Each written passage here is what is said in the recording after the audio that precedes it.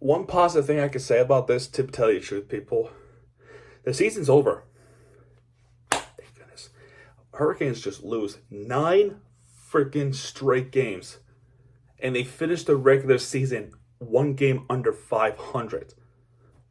Freaking embarrassing. And against Florida State too, freaking embarrassing. We're bottom 2 in the ACC standings. We're 3 games ahead of Louisville. Freaking embarrassing. I don't want to talk much about this game, to be honest. So I'm just gonna go ahead and say this. All right, we go to the box score. We start with the Hurricanes. O'Meara with 16 points with 6 for 14 field goals, 1 3-pointer, 3 for 3 in free throws, 17 rebounds, 1 assist, 2 steals, and 3 blocks. ACC leaders of double-doubles have finished off like that. Keyshawn George with 8 points with 2 3-pointers and 1 more in the paint, 2 rebounds, 2 assists, and a block. Wooga Poplar, 12 points, 6 for 9 field goals, 1 rebound, 1 assist, 1 steal. Former Seminole, did a little welcome back. Matthew Cleveland with 16 points, 7 for 14 field goals, 2 for 3 free throws, 7 rebounds, 1 assist, and a steal. And Bensley Joseph with 17 points with 3 3-pointers, 7 for 17 field goals, 3 rebounds, 4 assists, 1 steal. Florida State, 2 players, 2 freaking starters scored more points than the rest of the team. Because the rest of the starters scored 0. Because they keep getting subbed off with Miller, Corin, and Warley. But the starters, Watkins with 16 points with 2 3-pointers, 4 for 13 field goals, 6 for 8 free throws, 11 rebounds, so he has a double-double, 5 assists, 4 steals. Gainey with 0 points with 2 rebounds and 3 blocks, that's it. Spainauer with 0 points, only played 2 minutes. Literally only played 2 minutes, as well as Nickelberry. I don't know what happened, why they played 2 minutes. I think they got hurt or something because ESPN or ACC would not freaking show us the game.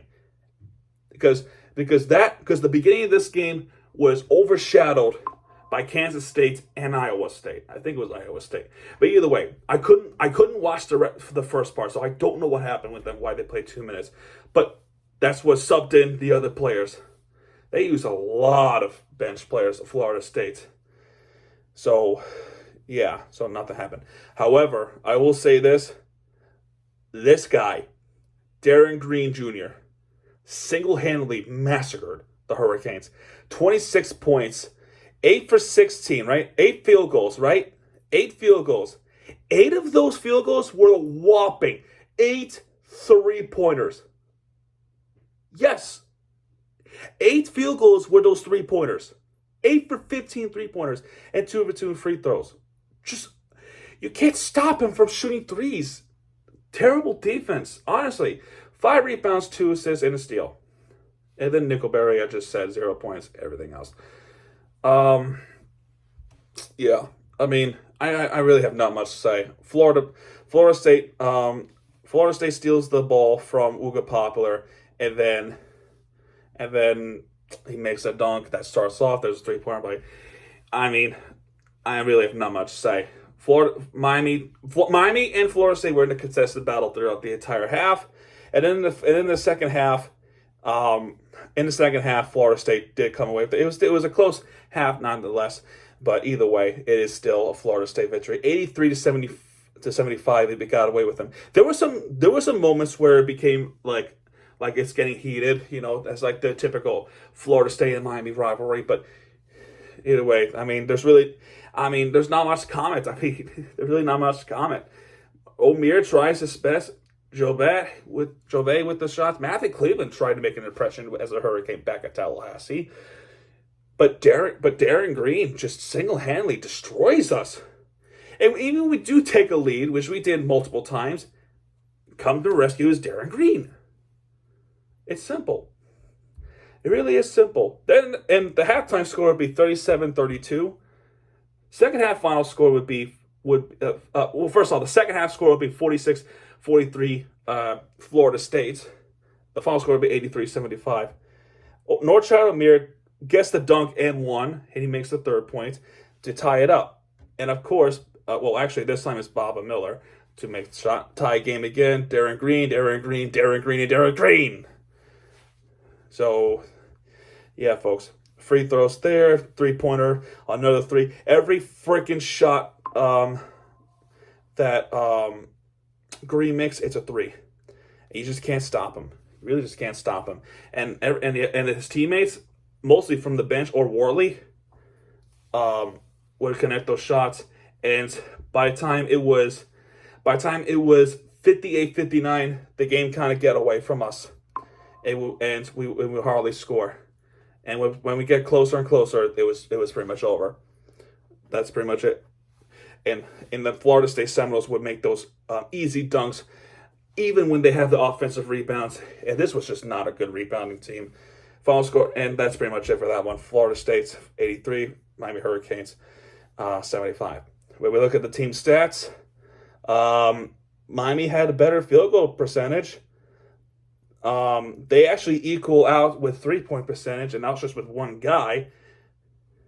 The free throws were the big difference here, apparently, 78.9%. They have one more rebound than we do. They have more assists than we do. They have more steals than we do. They have more blocks than we do. They were a better team defensively. And our largely was 9. Their largely was 9. Our largely was 5. And that's pretty much it. That's pretty much it for this one. I'm done talking about it. This sucked. Absolutely sucked. And we lose in 9 straight games, which is absolutely horrendous to lose 9 straight games. It's horrendous. I'm sorry. It's horrendous. Anyway, I picked the wrong Hurricanes team. The regular season does come to an end. I think we have ACC tournament for the Hurricanes anyway. I'm not sure who they're playing. I didn't really check. But they do have at least one more game with ACC, and then eventual March Madness, which that will be announced next weekend. So I will let you know what happens then. I'm still going to watch the Hurricanes ACC team play in ACC tournament, and I'll definitely do that as well. But yeah, folks, regular season does come to an end. It's been a real honor and privilege to talk to you guys about these. It sucked at the way how it ended with the 9-game losing skip, but it kind of happens that way, and they definitely had. It started off like to come this far. We started as a 13th ranked team, then we moved up to number 8. That's our highest rank, number 8 in the nation. To lose in 9 straights near the end of the season unranked. It's truly pathetic. It really is pathetic. I'm done talking about this, honestly. And that's where I stop right here. So anyway, guys, that's going to do it for this one. If you have enjoyed this one, hit the like button, subscribe to content because Miami TVG is back. And when it does, keep it right there with the fear, it's something you deserve. So Miami TVG, signing out, folks. Good night, everybody.